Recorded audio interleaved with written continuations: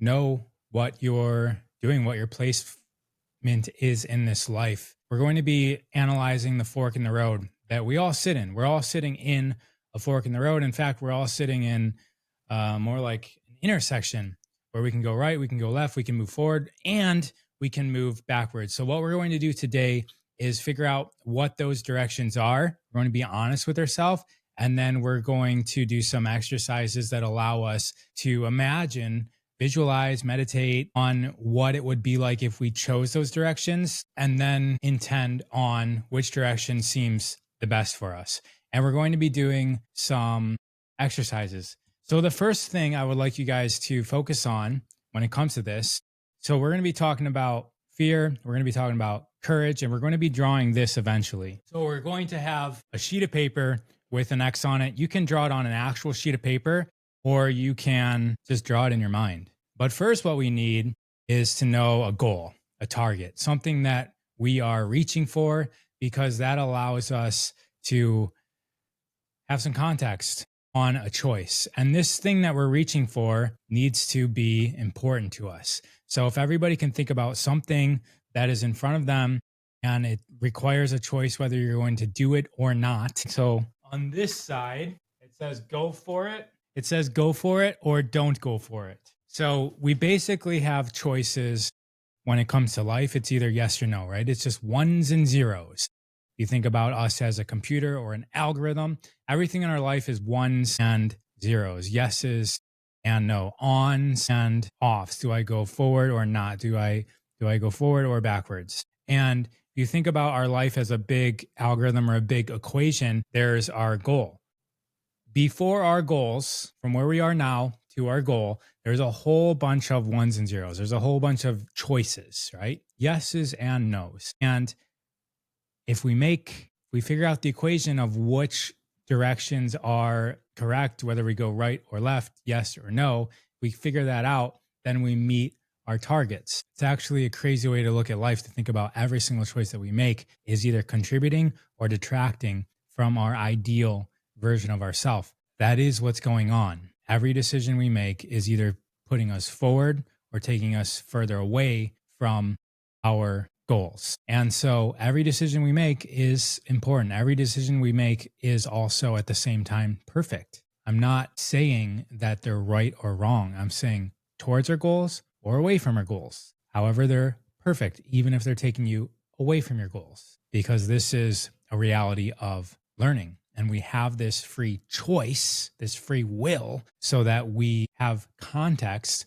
over the lesson, so that we have context, so that we can actually see, wow, this actually set me back 10 years. And so if it's going to take me 10 years to get back to where I started from, I'm going to make a different choice. So Susan Roper is saying, my problem is I need goals. So yeah, guys, put down your goals in the chat so that we can make this real. I'm going to be asking, like I do every single week, I'm going to be asking a series of questions to help us guide us through this. And if you're not going to draw something in your notebook and take it with you, use the chat. Use the chat, because you formulate it in your mind and then you actually put it into physical action with your fingers. You write it down and then you actually see it getting written down. And then you're luckily going to hear me say it out loud, and then you hear it again. So what's something, and if you're like this, like Susan, she recognizes that she needs goals and that it's a problem that she currently doesn't have any. And so I would say that for her, one of her goals is to have goals.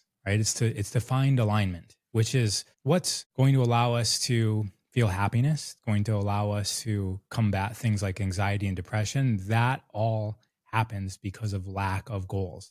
The problems that we have in this first world country, where we don't necessarily have strong needs, in other countries, there's needs for shelter and survival, and you don't have the benefit of just sitting in your room all day long without knowing what to do. And a lot of the first world problems, like anxiety and depression, is a first world problem, is because of just this constant rumination. I should say anxiety, depression in the first world is likely a result of ruminating thoughts because you have nothing else to do. What is that saying about idle hands? Devil loves idle hands, something like that. Hey, what's up? How's the lightness? What's up, Scott? So Arrive late, apologies. What's the pending question? The question is, what's a goal of yours that's important to you? And then I'll move on. I'm waiting for some comments here. What is a goal of yours that is important to you? To find a hobby or passion after raising my kids, trying so for guidance. I'm not sure that's important enough. I'm not sure that's definitely not important enough because it's not happening in the now. So what's a goal now? What's a goal that we can act on? When we put something in the future, like after this thing happens, then it's not real. It's just essentially yourself using time as a defense mechanism. And you're like playing a game and scooting out of the way. I'm an addict and want to stop. Please help. Perfect.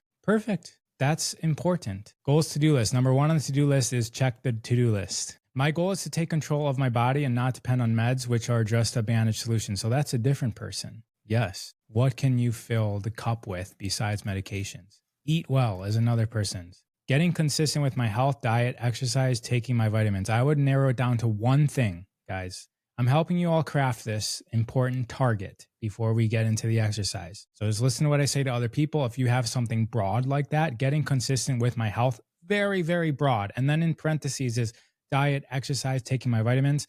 Again, listing multiple things doesn't allow you to focus on one of them. Okay? So make the goal specific. To connect with every human deeply as possible in every given moment. It seems a little broad to me, but I don't have a correction. So we can stay with that. Ra, if I'm not mistaken, you have said before that if we want to expand our capacity, we have to replace a thing you don't want to do with the thing you want to do. Yes, correct. Speaking of addiction, I just didn't want to go on that tangent right now about you can't just take something away, guys. Like when you take it away, now you're longing for that thing and your whole identity is, I don't do this thing. You guys know these people, right? I'm in recovery. Are you like, who's more likely to go back, guys? The person who's in recovery or the person who skydives for fun now on the weekends and doesn't even think about what they used to do. And they don't treat it like it's a disease. They know that that's what they used to do. Now skydiving, you're replacing one high with another, right? So that's what we're doing. Replace it with something that allows you to live and be here and be happy with your loved ones. And in the beginning, it might have to be that extreme. And I'm not opposed to that. Workaholics, people who exercise a lot, those are all examples of replacements that are easier to manage than to focus on tactics to not do the thing. Like just get that off the table. Just get it completely off the table so you're in a different reality that doesn't exist anymore. If I'm not mistaken, you have said before that if we want, I already read that comment. Okay, I'm about to move on. I'm just going to get through these comments. The kids have already raised and on their own, so now, not to be triggered. Somebody said health. Again, too broad. I have a goal to develop a new career to help others, but I'm feeling stuck. Again, too broad. You're sidestepping. That was what I was looking for earlier. You're sidestepping the question. I have a goal to develop a new career to help others, but I'm feeling stuck. You're feeling stuck because you're not saying what the new career is. So of course you're stuck. You have no direction to go. And you might have a direction, you just might not have wanted to say it, but what's the new career? Because when you have a handle on the direction that you're going, then it's very easy to see what the next step is, guys. If you're just broadly saying, I would like a new career, yes, you're going to be stuck because you don't know which direction to go. There's literally a zillion, and I know that's a fake word, but it purposely is chosen to represent that there's zillions of different options of which direction to go. And you don't have the benefit of the yes, no, 1-0 choice. If you're just, I want health. I want a new career. I want to not drink. I want to not be addicted. There's nowhere to step. You're just now identified with somebody who doesn't have an idea, a direction, and then you get stuck onto that. Thank you for these comments. Like, if you feel, you guys are all adults, you know that I'm saying this for the benefit of everyone. I'm not necessarily talking to you specifically, and I also don't know all of your guys' scenarios, so I might be speaking out of line because you guys are just putting a few words and I'm responding. Getting out of pain in the body. Again, be more specific. I would like my shoulders to move freely. I would like to have some spring in my step. I would like to be able to run again. I would like to be able to go to pickleball 3 days a week and feel good. Guys, specificity. That's going to allow you to know the directions that you need to go, which is we're going to need next. To create abundant passive income, again, same thing as before, not specific enough. Careful what you wish for, meaning be specific. Exactly, Scott. Exactly. It allows us to take responsibility for our choices when we do that. And we're not just like leaving it up to God. Then we blame God. We blame whoever comes along our way, not realizing that we intended this by not being specific. And it will be very specific, guys. It'll be even more specific than you can even imagine, but somehow perfectly in alignment with how you were unspecific. It'll be like somehow more perfect than you can imagine, likely not exactly as you imagine if you weren't specific. Anxiety always takes us back to the same state and does not help change subconscious mind patterns. How to change subconscious mind patterns because fear, depress, anxiety. Anxiety always takes us back to the same state. The anxiety is a result of you replaying the initial hurt or pain or trauma. So yes, anxiety is the tool that allows you to stay within that same state. And it does not help us change the subconscious mind patterns. Well, the anxiety is your pattern, and how to change the subconscious mind patterns because fear, depress, anxiety. So the only way, guys, for you to change anything psychological is to get into an altered brainwave state, and theta would be where you do that. And we're completely in beta all day long. Beta is this like, it's what I'm in right now. It's this awakened thinking. And then sometimes I get into like something different, like when I kind of like channeling and it's just on a roll. But theta is meditating deeply right before you fall asleep or right when you wake up. That's the same brainwave frequency that you're in when you're before 7 or 8 years old to like 2. So like 2 to 7 or 8. It's like complete program, write down, intake. So think about a 2 to 7 to 8 year old person. They're just in complete program me for how this reality works so I can learn everything. That's why it's very important for parents to realize that their 2 to 7, 8 year old person does not think abstractly. So you can say things that make sense to you, but they're actually thinking a very concrete. Like one time my mom said, if you pull this lever, it turns off. What'd she say? It takes off the brake is what she said in the car. If you pull this lever, she's talking about the brake lever. Oh no, she said if you push this button, it takes off the brake. And so my whole entire life, until I got my driver's license, I thought the little button on the handbrake that releases the handbrake, I thought that it meant that if you push this button, the brake pedal is going to fall off. Because to me, brakes meant brake pedal. I didn't realize there's a mechanism that brake pedal leads to the wheels. And then push the button means that it's going to take off the brake pedal. And so when we say things to kids, it'll imprint and it'll stay forever. And I'm saying that because once you get past 7 or 8, everything gets locked in to your psyche, or in psychology, we say like subconscious or unconscious. It gets locked in place to help you survive for the next 80 to 150 years. And the body's smart, the brain is smart to not allow that programming to get undone. So like if someone says like a sentence as an adult, you're locked into your programming because it doesn't really serve you, evolutionarily speaking, to just be completely unprogrammed so easily. But the way to get unprogrammed is theta. You have to go back to that programming state, and then you can manipulate the program. And so that's why things like breath work, meditation, not being on your phone all day long, thinking, reading emails, worrying, being excited, getting out of beta. We're like essentially calcified into beta. It's like a stiff muscle that like hurts and it's painful, but it doesn't have a lot of range of motion. That's what our brain waves are doing. They're calcified within beta.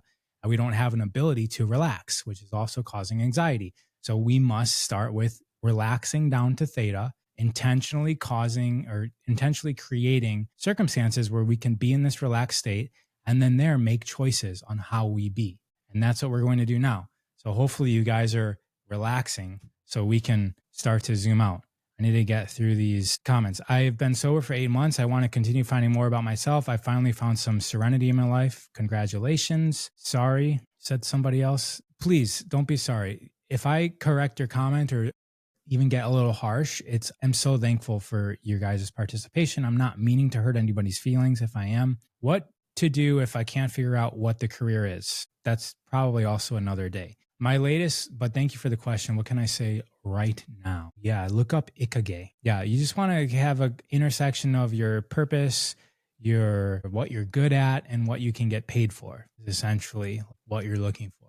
What you're passionate about, what you're good at, and what you can get paid for. My latest way to phrase what I am actively doing right now is modeling harmonious joy as often as I can at any given moment. All right, I'm going to skip some of these comments. There's a mind, body, soul connection. We have to work on them all. Exactly, all together. That's why I have self-expansion.app, where it's movement, it's breath, it's psychology. I would like to correct my posture and open up my hips. Great. I would like to not fear being abstinent to be free of drugs. What else? I'm not moving on to the exercise because these comments seem more important to me right now. Since I already have a graph here. Guys, all right, I think this will work. If this is basically like, let's say normal, like you're surviving and you fall into addiction and your goal is to get back to here, that means that what's the likelihood of where you'll land? Your spectrum. Your spectrum is somewhere between where you fell and getting back to like, okay, I just feel like a regular human. Can we put our goal up here? You'd like to be able to wake up every single day happy for the day, knowing that you have friends that you can call upon to go do anything with, drink tea, have breakfast, go to the beach, go on a hike, laugh, say exactly what you mean and them receive it. And you go to bed every single night realizing that you made a difference in this reality and that there's people that count on you and care for you and rely on you and love you and will miss you. What version of that? That's a goal. Getting to like, oh, I'm not doing the thing that's ruining my life. I don't know if that's a goal. That's called default for the rest of the world. That's called like default 0. It's essentially 0. So if we're working on like getting from -10 and your goal is 0, now it's like, okay, best case scenario, I'm at a 0. What's your +10? Because if you don't know what your +10 is, you might not make it to 0 because you won't have a direction that you're going, that you're working and building skills up to the +10. You're going in a direction here while you're coming out of here. So you're building this part of yourself. You're building smiling at people. You're building dressing better. You're building maybe taking a shower when you need to, as opposed to waiting till, I don't know, you're building like having your own place. All of the things that happen after 0, you're also paying attention to, you're focusing on, you're going in that direction. But if you're focusing on 0, like that's a fight that's not worth having and it's not important enough. And I would even go so far to say, even if you make it, it's like you're still a loser. So don't focus on being a 0. Come up with a direction that you're going beyond that. And again, the person that left that comment, thank you. I'm not necessarily speaking to you specifically because you might be, I'm just using what you said as an example. And I know that everybody who's in this negative state is really vulnerable. You're here listening to what I have to say, and that's what I felt like saying. So thank you for being here. It must mean something to you. I would like to be able to move my left shoulder and stop having numbness when my neck hurts and my fingers in both hands. Why? Look at this. I would like to be able to move my left shoulder. Okay. And then the reason is to stop having numbness when my neck hurts and my fingers in both hands. Why? This is focusing on being a 0. Again, why? What is the reason for it? Would you like to knit? Would you like to write poetry on a notebook like you used to with your favorite pen?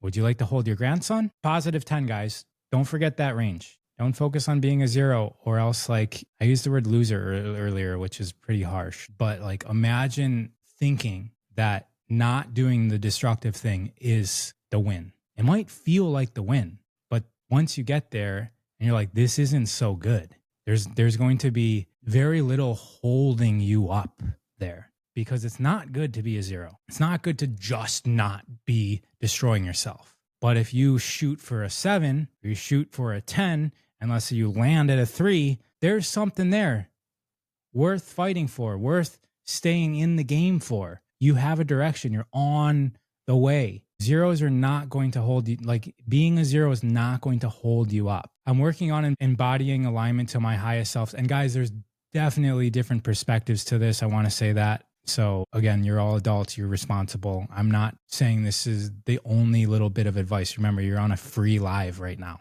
All right. So there's more to it than just simply taking my sentence and not taking any responsibility for widening your perspective based on these ideas. I agree. True theta. Oh my gosh, I'm this far behind. Comments.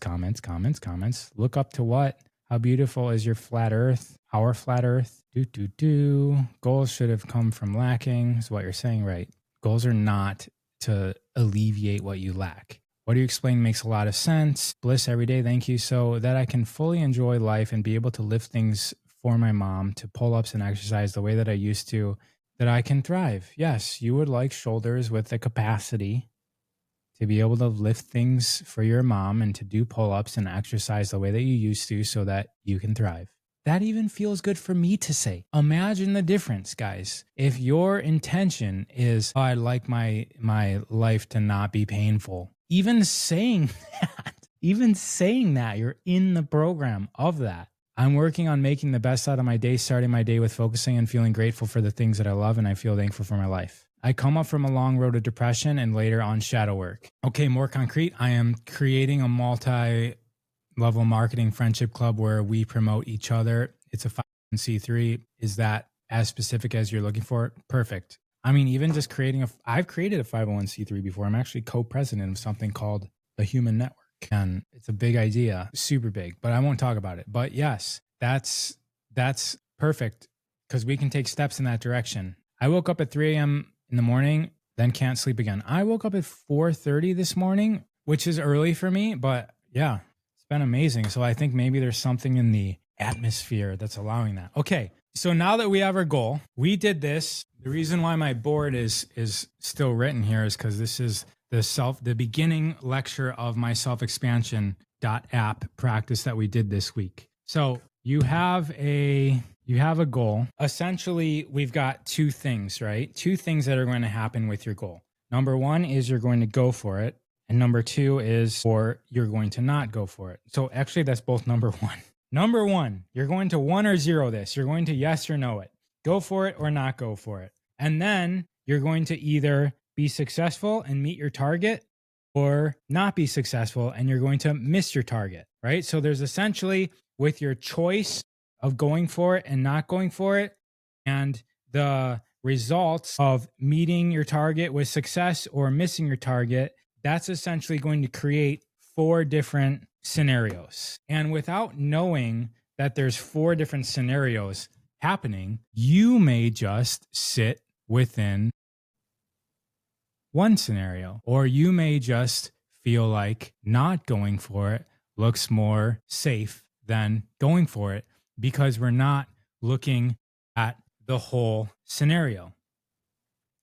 So everybody with your goal, which is why I spent so much time analyzing and talking about goals, because I didn't want anybody to be thinking about and doing this exercise with their goal being not being in pain, not being addicted, not having a goal, right? We need a goal that's specific and important to us. And think about it. And right now, if you can close your eyes, do that and imagine being successful. Imagine going for it, which takes steps in a direction. And the reason why you're not going for it is because those steps are either not clear to you before this, maybe you were too broad, or you didn't have confidence and courage to go in that direction. And so based on your goal, imagine you taking steps to go for it and imagine success.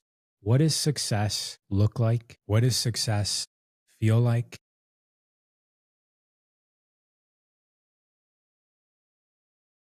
What activities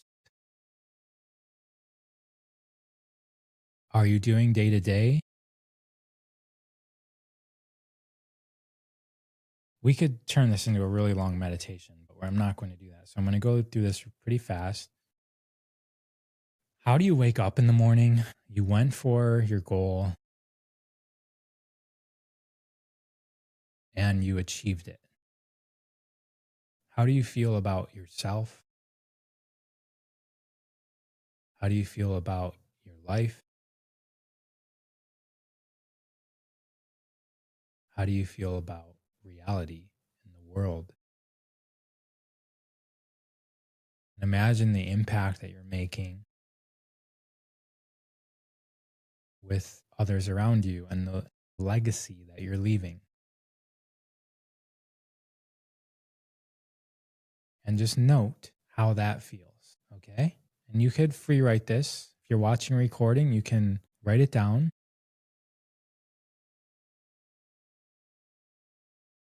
Now, after that, let's move on to the next,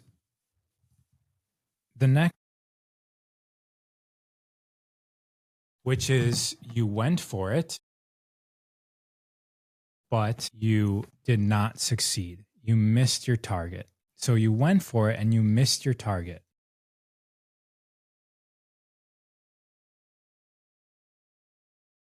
Specific. So someone just commented, Toke just commented, I see myself being free, happy, and unworried, living the job aligned to my heart. That's not specific. What is the job that you're talking about? What does being free mean? What does being happy mean? What are you doing? Who are you? So, okay, you went for a target and you missed it. What happens then? How does your life look?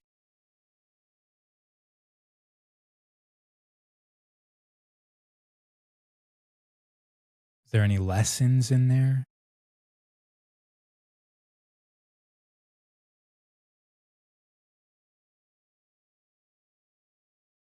What's your next steps? How do you wake up in the morning?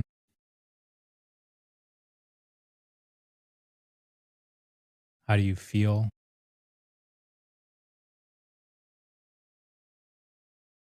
What sort of impact have you had or are you having on other people when you go for your target, when you go for your goal and you miss?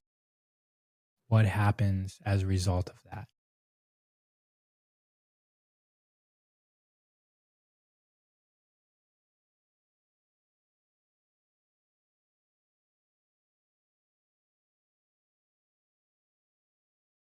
When you miss your target, what happens as a result?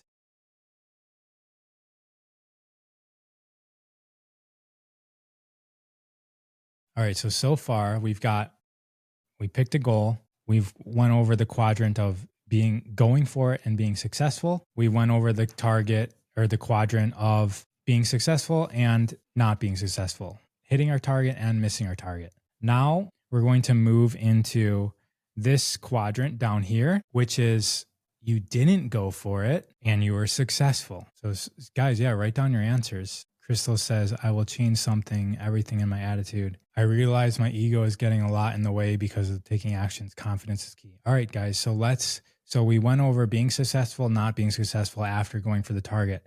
Why would you not go for the target? Fear, safety. The successful reason why you're not going for the target is to stay safe, right? To not have to exert any energy, to continue the status quo. You're comfortable where you are, right? That would be success, is to continue the comfort, continue the status quo. And so I would like you guys to write in the comments or visualize what happens regarding this super important goal that you have if you stay still.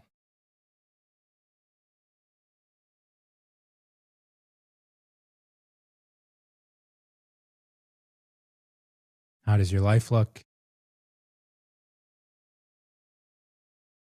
What are you doing? Who are you impacting?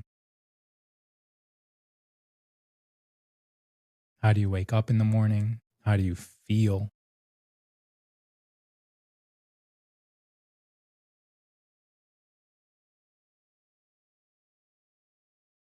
Nothing, boring. And guys, if this is a goal that's important to you, when I did this exercise, it was about doing a very specific thing that would set up a greater future for my child that's coming in 2 months. And so if I don't do it, the consequences were pretty severe. And if your guys' goal is important enough, if you've done the job of selecting a target that is drastic for you, not going for it will feel just as severe. And so when you guys think about going for it and even missing, what's better, going for it and missing, or not going for it and being successful at not going for it. You stayed safe. You didn't move. You didn't risk anything. And then the last quadrant, of course, is only possible if we don't go for a target. The last quadrant is we don't go for it and we miss. So what we thought was going to just continue on in comfort and safety doesn't work out that way. And so are there risks for not going for your target? What happens? What happens if everything goes not according to plan? If things get worse, the things that you're relying on now get taken away from you. You don't have to worry about this if you go for your target. You're in a completely different zone. You're in a completely different reality. Chris is saying going forward and missing is better. You learn and try again. Exactly. Actually, guys, failure is a requirement to success. You think that anybody learns to ride a bike without falling? The fall is part of realizing the balance for success. Knowing how much to do one thing in one direction to find that balance and agility and stability so that you can go forward in the direction. The fall is necessary. You fail forward. You learn. You don't learn much from winning. You learn from your failures, your losses. And so we've got the 4 quadrants. You go for it or you don't go for it. You succeed or you don't succeed. And the purpose of this is to zoom out and to get real and to realize the consequences of how you're being. We are creating reality in every single moment. And in every single moment, we're making a choice. Literally many times a second, we're making a choice. I just made a choice to adjust my microphone. Not only does that affect me, it affects you. You might not have to increase the volume on your phone, which is then going to butterfly affect your entire reality. We're all making choices in every single moment that is impacting the reality that we exist in. And us being able to maneuver our choices, maneuver out of the perspective that we defaultly have and zoom out and see, okay, if this character does or does not do this thing, the reality of the circumstances of whether they win or lose are going to equal these net results. And then it's up to us to logically assess which is the right choice. And then we get to conquer that. So we may logically understand that going for it makes the most sense, but our emotions and the fear is still there. The logical part of us, logic is the masculine, magic is the feminine. The feminine, the magical part of us doesn't necessarily respond to data. And so we get to do the things like someone mentioned earlier, like shadow work. We get and reprogramming ourselves and playing with our psyche to support us to go for the things that are important to us. And we have this push and pull. The fear serves a purpose. It does. One of the main purposes it does nowadays is tells us the direction that is likely best for us. The thing that we fear most is likely where our goal is, because what's actually controlling the fear is a part of us that's within this reality. It cares about this reality. It's the egoic part of us that cares what other people think. It is attached to safety and comfort. And so the fear is likely a signal of the direction that's going to lead you to your ultimate desires, which is going to be a different reality. It's going to be a different version of you. And that part of you that's fearing is the part of you that lives now. It's binded to this reality.